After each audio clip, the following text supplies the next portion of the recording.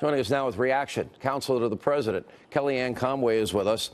All right, forget about those people because it's a joke. It's at this point they're a caricature of themselves. But the more important issue is this. Is this a fair investigation? Could you imagine if this was against the Democratic president, only donors to the Republican Party, people that were texting back and forth involved in the investigation that hate one side and love the other side?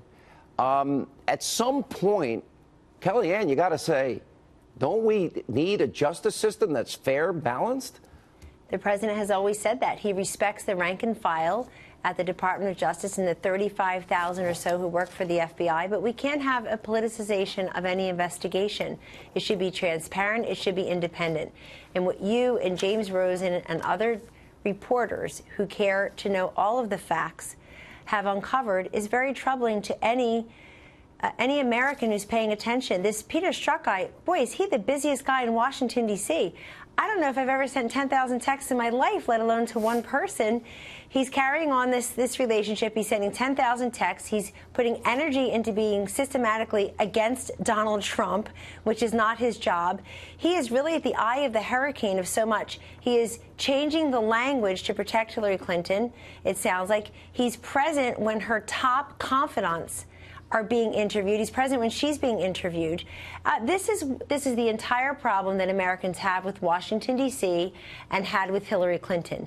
The idea that she's always above the law, there's a double standard. And Sean, anybody, and this includes everybody, who has wasted all of 2017 talking about Russia, Russia, Russia in this investigation, they are duty-bound to cover this aspect of the investigation. This guy in the Department of Justice, he's 4 doors down from his boss, the Deputy Attorney General.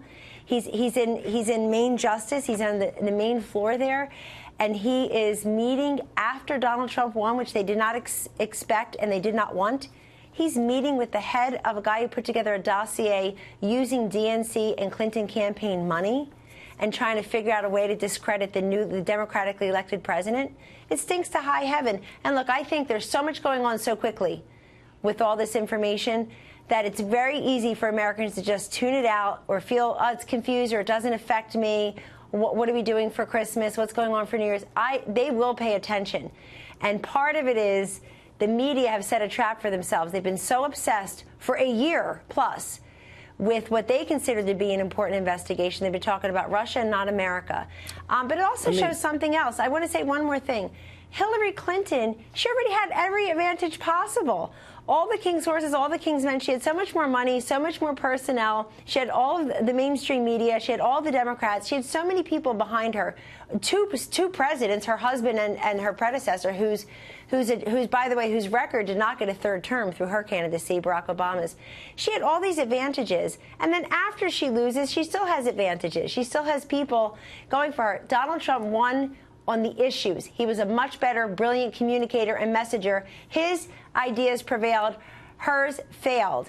And this idea on his health is offensive. I won't even dignify it except to say, remember when Hillary Clinton folded like an accordion in front of the whole world on 9/11? We said nothing about it the whole day at the campaign, zero.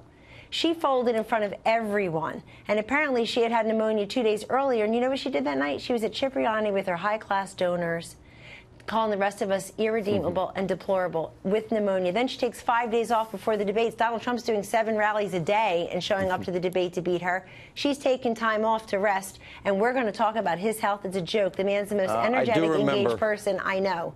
I do remember her collapse and a bunch of other issues that came up during the campaign.